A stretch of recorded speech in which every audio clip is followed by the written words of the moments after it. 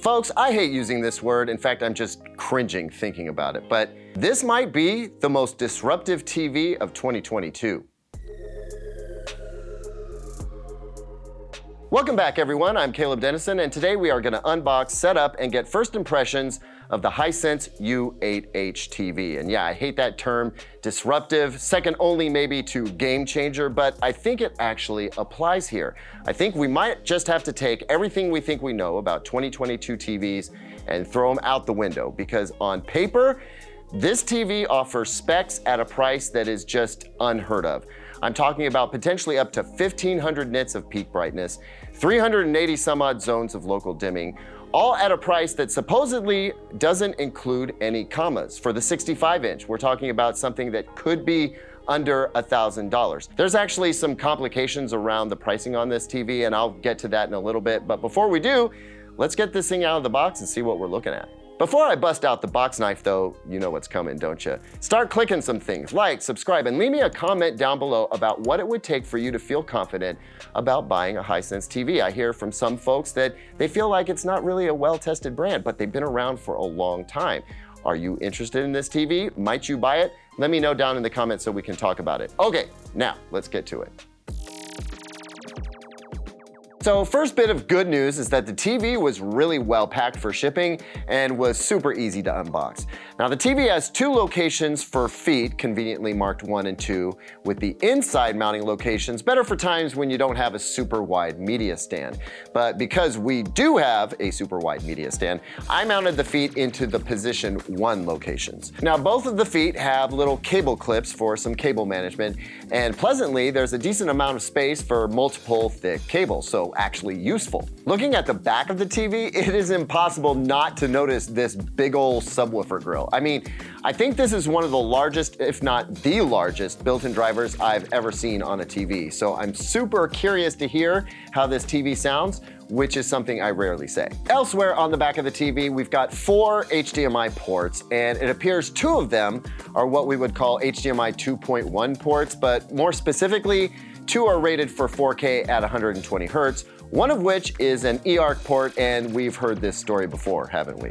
Flip the TV around, get rid of the padding and a lot of plastic, and we step back to a TV design that is familiar. Barely any bezels on the top and the sides, silver strip at the bottom, Hisense logo in the middle. Now the remote that comes with the TV looks a bit different than Hisense remotes that I remember. The white parts of the remote are not glow in the dark, nor are those parts backlit, though the remote is technically backlit. Thing is, the backlighting isn't especially bright. You have to press an action button for it to come on, which means you'll be executing a command of some sort just to get the backlight on. And the backlight dims so fast it might as well not even be backlit, so that's a bit of a disappointment. The initial setup for the TV is standard Google TV fare, unless you want it to be a dumb TV, and then you can just skip the Google TV part. Logging in with my Google TV profile made logging into YouTube quick, and I was already logged into my Netflix account, which was super cool, but I was not already logged into Disney Plus, for instance. So I maintain that Google TV is one of the best smart TV interfaces out there, but there's still room for improvement when it comes to app integration. As for navigating the interface, it's super responsive, like no lag for me at all, which I'm impressed by because I've experienced delays on Hisense TVs in the past. Now comes getting the initial picture settings selected, and this is where things got a little quirky on me. So normally I select a picture mode from the home screen, as I did here, and I'm excited to see that Hisense has added filmmaker mode here. That's a picture preset we normally only see on super premium TVs. So no problems there, but then I went into YouTube and started an HDR video because I wanted to select my HDR picture preset. And when I navigated to the picture settings section through the main settings menu, I kept running into problems. First, it backed me out of the content. Like if I was playing something, it stopped playing the content and backed me out. Now, it turns out this happens on other apps like Netflix too. And because that was happening, the HDR video I was using to trigger HDR and allow me to make an HDR picture preset selection was no longer triggering HDR. So I couldn't make the setting I wanted to. It took me several minutes to figure out that's just how it is, at least for now. I hope they fix this with an update because it was a problem for Dolby Vision too. But eventually I figured out that if I went directly to the picture settings from the home menu and didn't press the little settings cog and do it from there, the TV didn't stop the content and cause me all those problems. So at that point, I was able to select Filmmaker mode for HDR and Dolby Vision Night for Dolby Vision titles. I might switch to Dolby Vision Day later, but we'll see. Now, I should also mention that it is super important not only to turn off the eco mode setting, but also go into the backlight section and turn off the brightness sensor option, unless you want the TV to track your room brightness and adjust the TV's performance accordingly. I'll be evaluating how well that feature works for the review, but I almost always leave the feature turned off so that I get maximum brightness punch all the time. Anyway, the quirks continue, my friends. So one thing I noticed is that the Filmmaker HDR mode seems suspiciously dim out of the box.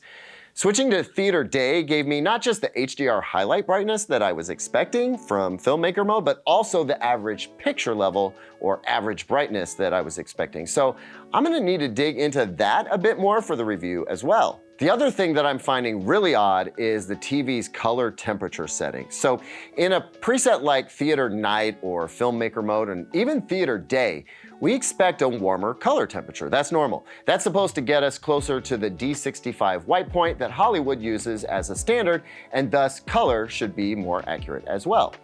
Well, Hisense doesn't break color temperature down in terms of warm, medium, and cold in its menu. Instead, it lists it as low, medium, high, and high, where low is the warmest and high is the coldest. I mentioned this because anytime I've seen a lot of white on this TV screen, it wasn't looking white at all. It was looking pretty stinking yellow. Switching the color temperature to medium low helped a lot, but I'm still not confident that the white point is anywhere close to what it should be, especially for a preset like Filmmaker mode, which is supposed to be very accurate out of the box. One thing is certain though, the white point is very off with the default setting, so at the very least, the color temp is gonna have to be adjusted. And that's not exactly what the Filmmaker mode or even the Theater mode presets are intended to do. Now, I'm gonna measure the out-of-box performance and report on that in the full review.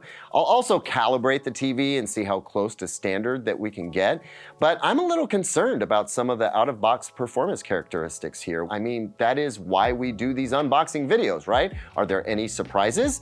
And in this case, the answer is a very definite yes. One more thing. It looks like we've got a bit of DSE going on with this particular panel. We can definitely see it in gray slides like you see here, but let's see how it does with regular content and how often we see it then. Okay, so far I've expressed some cause for concern, but let's end with some things that I find encouraging. There is no doubt this TV is capable of really impressive brightness. And at first glance, it seems like the backlight control is really, really good. I'm not seeing any obvious signs of blooming so far, and I think I'm gonna have to stress test the TV to see any, so that is a super great sign. Also, aside from the yellowish whites I've seen so far, the colors don't look way off. In fact, they look pretty good. So there may be hope yet for this TV to be the big disruptor. I just think I'm gonna have to dig into a few things and find some explanations for what I've experienced thus far. One more thing to note that I alluded to earlier. The pricing. So the MSRP on the 65-inch TV is $13.99 for the 65-inch and $10.99 for the 55-inch. But Hisense also talks about everyday pricing of $9.99 for the 65-inch, which would place the 55-inch model well under $1,000. And there's supposed to be a 75-inch model on the way eventually as well. Now, pre-orders for this TV, which should ship August 16th or so, are set at the MSRP, but it is entirely possible we'll see the lower prices coming within days of the TV shipping. And if this TV with its performance specs comes in at under $1,000 for like the 65-inch, that's just gonna be crazy. So clearly I have my work cut out for me. There's a lot to dig into, but you are definitely gonna wanna come back to check out the full review because from where I sit, there is a lot on the line here. Thanks as always for watching, everyone. What do you think so far? Leave me a comment about that down below. Don't forget to like and subscribe, and here's 2 other videos I think you might like.